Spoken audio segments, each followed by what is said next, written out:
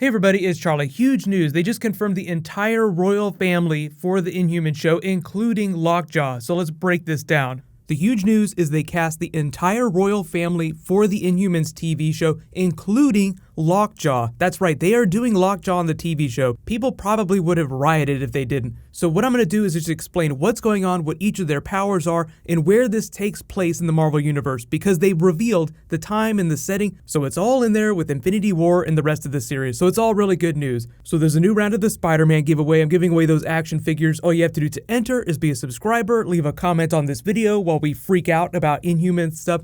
So here's the deal. They started shooting the TV show in Hawaii today, literally as I'm posting this video. So that's why they announced all these actors.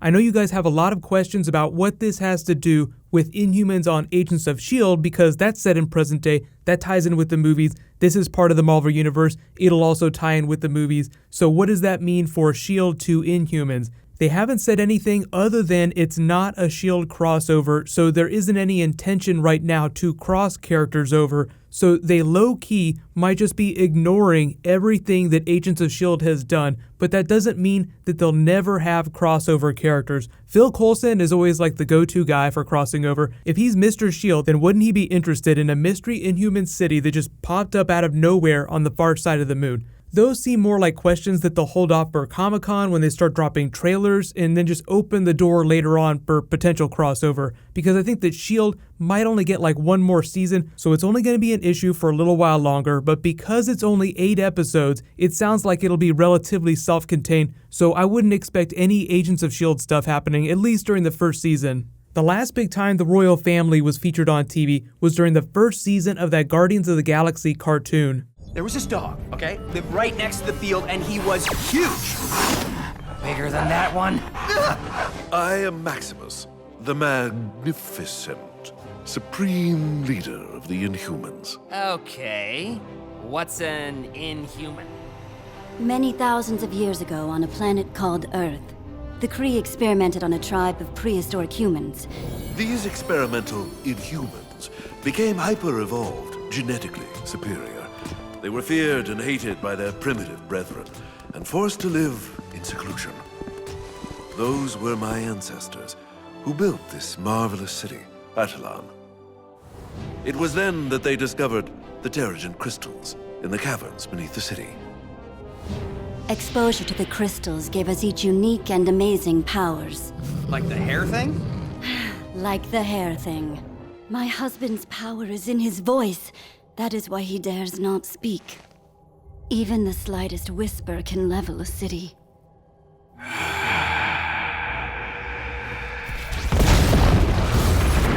He has trained all his life to remain silent, but the antenna helps him focus his energies. If it were damaged... Then say hello to oblivion.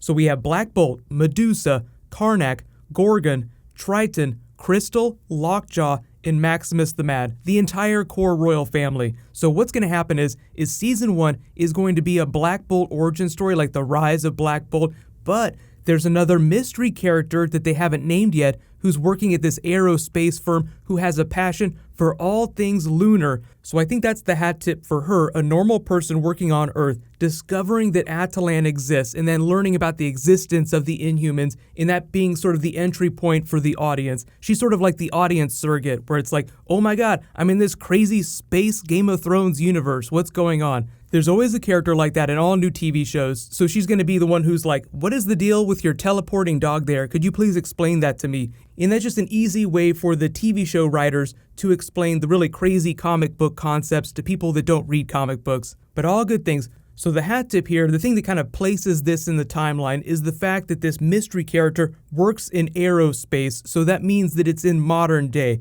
which means it's closer to Infinity War. So I know a lot of people were wondering, if it's going to be a prequel, how far back in the past is it set? It sounds like it's relatively contemporary. They haven't exactly set a date, so I couldn't tell you that it's right after the first Iron Man movie, or it picks up in the events right after Captain America Civil War. We don't know that much information yet. They'll probably reveal more information as people start doing interviews as they're shooting the series. It's about 8 episodes. I think it's only supposed to be 8 episodes because they're calling it a mini-series, and that's why they're able to spend so much more money on it. Like, it's really expensive to do a teleporting dog in every single episode. So you have to imagine that if they're going to do core royal family, then they want to do a really amazing job of visualizing that. So that requires a lot of special effects, which means a really huge budget. So imagine how much money they spend on Agents of S.H.I.E.L.D., double that number, then cut the episodes more than in half, and then imagine what that might end up looking like on screen. So they're really going all out. Like ABC is really bringing their big guns to bear.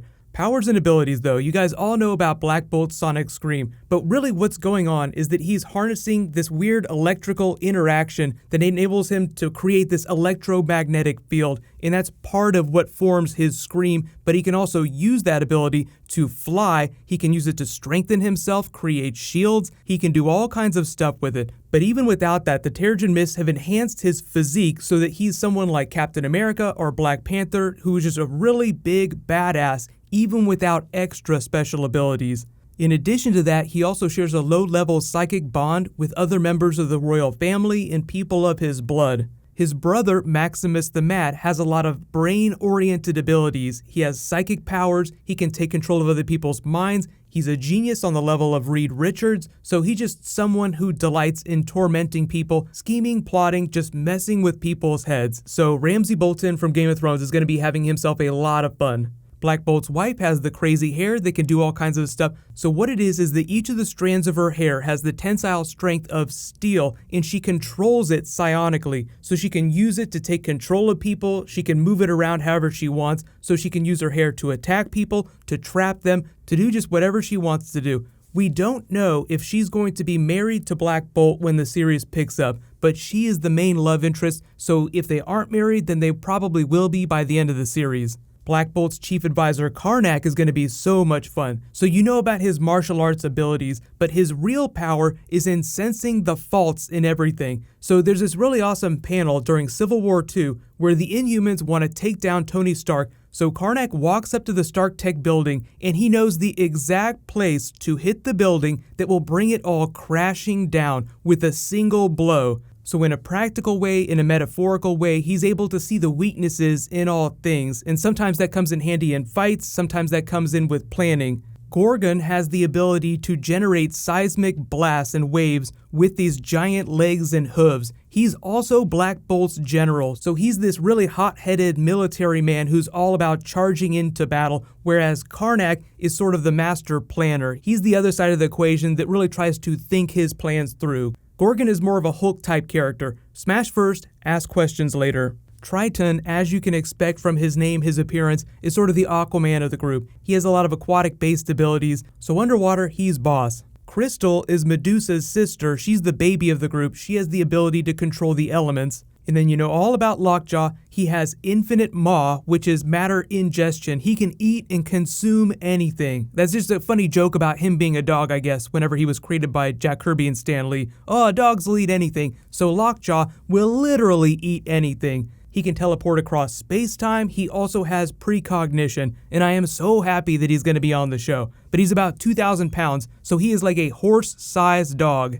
Then there's Orin, who's the leader of the Royal Guard, who has a really weird ability. It's called parabolic hearing, so she can pick a word, and if anybody anywhere within a certain radius says that word, it will let her know, like she detects it. Because of that, she's also chief investigator, so when she's on a case, she can pick a keyword, and Google Alert style, it'll ping her mind whenever somebody says the word. So that's really all we know about the series so far. It takes place relatively in present day. We know that because of the teaser for that mystery character, that Atalan will probably be on the far side of the moon like it was originally in the comics. It moves around, like they can actually move the city, but usually it's cloaked from view, and it sounds like the royal family has been living in Atalan this whole time. It's not like they've grown up somewhere else and then they'll travel to Atalan. So they're trying to be as comic book accurate as possible, with the exception of moving this into present day. But of course, I'll be doing all kinds of videos for the series when it gets here. It's only going to be 8 episodes, and I think most people have a pretty easy time finding it. It's not on cable. It'll be on ABC in the United States. I don't know which channel it's going to be on internationally, but they're shooting it on IMAX cameras. The first 2 episodes will actually screen in IMAX theaters in August. The series is going to premiere in September, so you'll be able to watch all the episodes later this year. It's not like we're going to have to wait a long time to get there.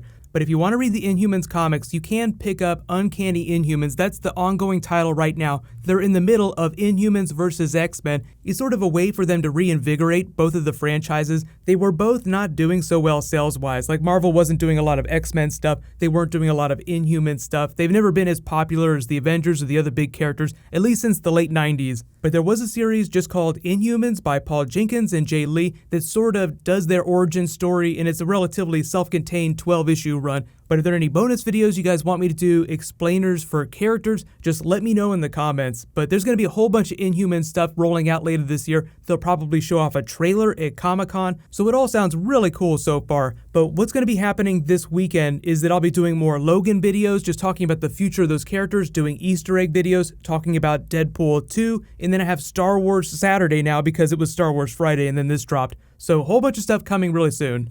While you wait for that, you can click here for my Logan review video, and you can click here to learn all about Ego the Living Planet. Thank you so much for watching. Let's high five. I'll see you guys in the next video.